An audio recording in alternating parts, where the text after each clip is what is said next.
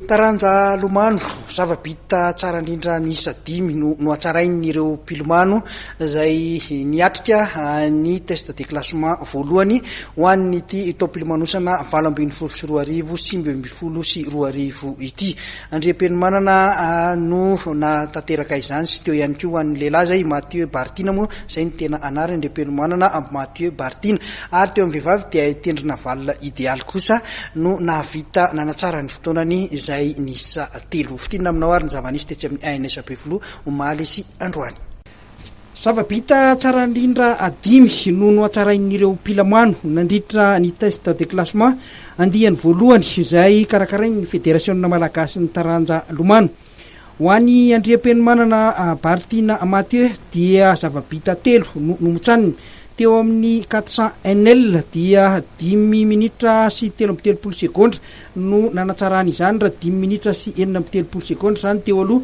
Teo amin'ny 700 metatra NL ihany dia mbola izy ihany koa no nanatsara ny zava-bitany 12 sekondra, 12 minitra sy 13 sekondra, ary raha 12 minitra sy 14 sekondra izany teo aloha. Teo amin'ny 50 do ho an'ny sokajy vehivavy kosa indray dia niavaka hitendrina valina idealy izay navita izany 13 sekondra sy 14 pahazatony, raha 13 sekondra sy 17 pahazatony izany teo aloha. Mbola izy ihany no nanatsara ny fotoana teo amin'ny 100 metatra do 2 minitra sy 7 sekondra sy 12 pahazatony no nanaovany izany, raha 2 minitra sy 12 sekondra sy 12 pahazatony izany teo aloha.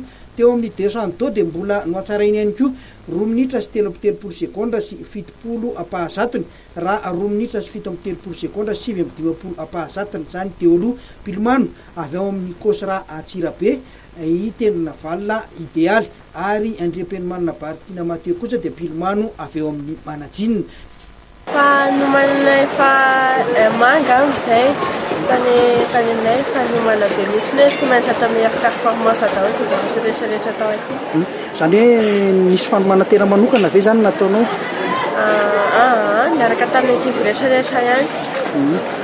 Inona ary no mety hoe tombo manokana anao izany nahatonga le MP hoe vitanao le izy?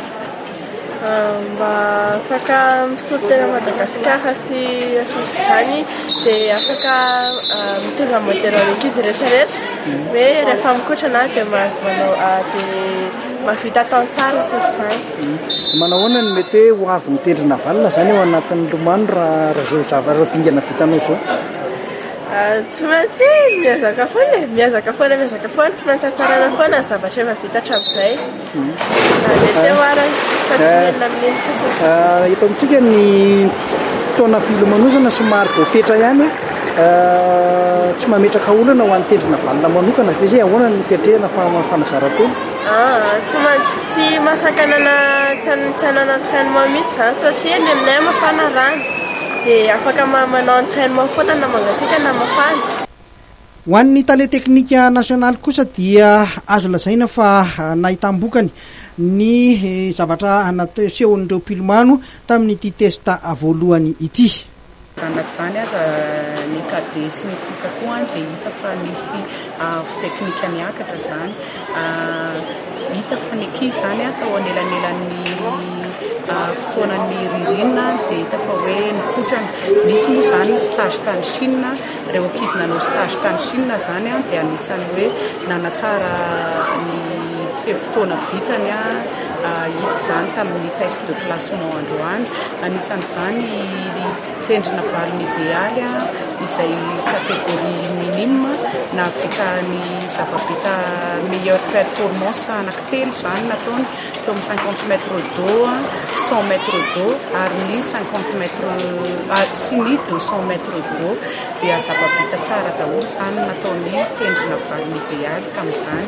Nisy koa ny zava-bita tsara nataony tendrina valina idealy moa dia mpilomano Kosra ary Bartina Mathieu Andriam-pianomanana dia mpilomano Manadinina izay navita zava-bita tsara indrindra koa teo amin'ny 400 mètres nage libre sy ny 800 mètres nage libre.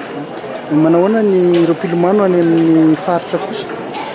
Ny any amin'ny faritra izany dia en parallèle amin'ny test de classement ity no misy test de classement koa zany mandeha zao dia ny valiny eto zany aloha mbola bonjo maika ihany fa mbola miandry ny avy any amin'ny faritra mariana fa ny Toamasina ihany misy raha tokony izy koa tany Majunga fa saingy no olana ara-teknika amin'ny piscine ny Majunga zany dia voatery tsisy zao any Majunga fa Toamasina sy Tananarivo zany no manao ny test de classement amintsika miteny zao.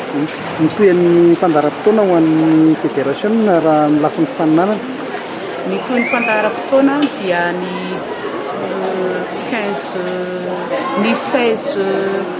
décembre zao isy ny coupe de Noël izay efa fanaon'ny fédération malagasy milomano ary aorinan'izay dia isy ny 19 décembre isy indray ny test de classement manaraka ary ny volana février 25 hatramin'ny 28 ny misy ny championnat de Madagascar bassin de 50 na bassin de 25 arakaraky ny fandaharam-potoana io moa zany dia mety ny 25 mètres na ny 50 no mandeha aloha fa io dia miankina indrindra amin'ny fandaharam-potoanan'ny ministera amin'ny fikarakarana ny jeux des Îles. 50 avy eto Antananarivo no niatrika izany test de classement voalohany izany ary 30 tany Toamasina tamin'ity androany ity. Ny zara roa ny avaka tsara ny fifaninanana ho an'ny Benjamin sy Poussin dia 20 metatra ny tsy maintsy nataon'izy ireo, ho an'ny skadzy minime mihoatra kosa dia 50 metatra ny 100 metatra ny 200 metatra ary manana safidy izy ireo amin'izay lomano tiany atao tamin'ity androany ity.